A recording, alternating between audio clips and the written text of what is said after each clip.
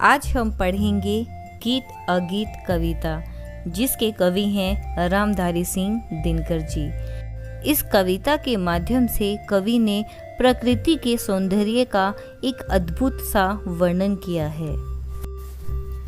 गाकर गीत विरह के तटीनी वेगवती बहती जाती है, दिल हल्का कर लेने को ऊपलों से कुछ कहती जाती है।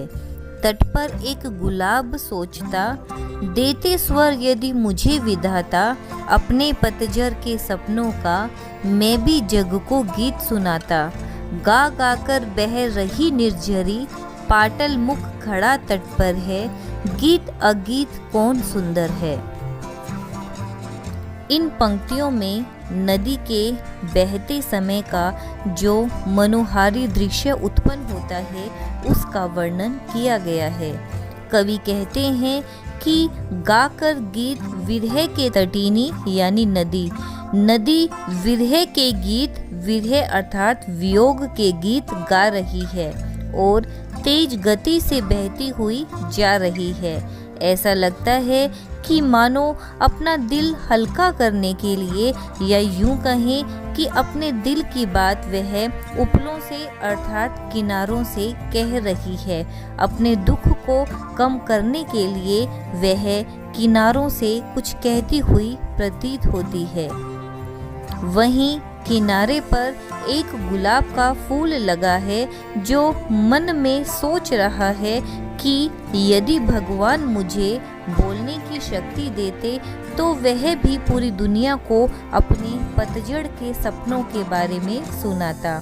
आगे कवि कहते हैं, गा गा कर बह रही निर्झरी, पाटल मुख खड़ा तट पर है। अर्थात निर्झरी यानी झरना, पाटल मतलब गुलाब। झरना बह बह कर गीत गा रहा है और गुलाब चुपचाप खड़ा है।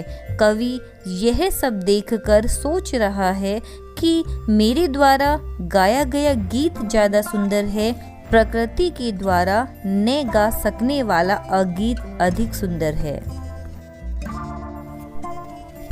बैठा शूक उस डाली पर, जो खोते को छाया देती, पंख फूला नीचे खोते में, शुकी बैठ अंडे है सेती। गाता शूक जब किरण बसंती, छूती अंग पर्ण से छनकर, किंतु शुकी के गीत उमड़कर रह जाते स्नेह में सनकर। गूंज रहा शूक का स्वर वन में, फूला मगन शुकी का पर है, गीत अगीत कौन सुंदर है। शूक का अर्थ है तोता, खोते घोंसला, पर्ण पत्ता और शुकी मादा तोता। कविता के इस भाग में कवि तोता और मादा तोता के प्रेम का सुंदर वर्णन करते हुए कहते हैं कि एक तोता पेड़ की उस घनी डाली पर बैठा हुआ है, जो डाल उसके घोंसले को छाया देती है। उसी घोंसले में उस तोते की मादा अपने पंखों को फैलाकर अपने अंडे से रही है। कवि कहता है कि जब सूर्य की किरणें पत्तों से छन कर आती है और तोते के पंखों का स्पर्श करती है, तो तोता गाना गाने लगता है। उसका गीत सुनकर उसकी मादा भी गाना चाहती है, लेकिन उसका गीत केवल तोते के स्नेह में लिपटकर रह जाता है और उसके मुंह से और उसके मुख से कुछ नहीं निकलता। उधर तोते का गीत पूरे वन में गूंज रहा है और इधर उसकी मादा उसका गीत सुनकर फूले नहीं समा रही, अर्थात वह बहुत खुश है। कवि यह सब देखकर सोच रहा है कि मेरे द्वारा गाया गया गीत ज़्यादा सुंदर है या प्रकृति के द्वारा न गा सकने वाला अगीत अधिक सुंदर है।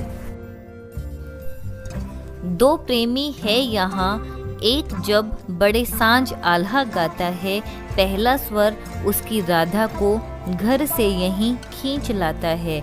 चोरी चोरी छिप कर सुनती है, हुई न क्यों मैं कड़ी गीत की बीदना यूं मन में गुनती है। वह गाता पर किसी वेग से फूल रहा, इसका अंतर है गीत अगीत कौन सुंदर है। आल्हा अर्थात एक लोकगीत का नाम। कड़ी वे छंद जो गीत को जोड़ते हैं।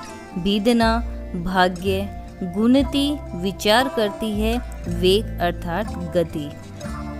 इन पंक्तियों में कवि दो प्रेमियों का वर्णन करते हुए कहते हैं कि वन में दो प्रेमी रहते हैं। दोनों प्रेमियों में से जब एक शाम के समय कोई लोकगीत गाता है, तब उसकी प्रेमिका उस गीत को सुनने के लिए अपने घर से वन की ओर खींची चली आती है। वह चोरी से छुप छुप कर अपने प्रेमी का गाना सुनती है और मन में सोचती है कि वह उस गीत का हिस्सा क्यों नहीं बन पाई।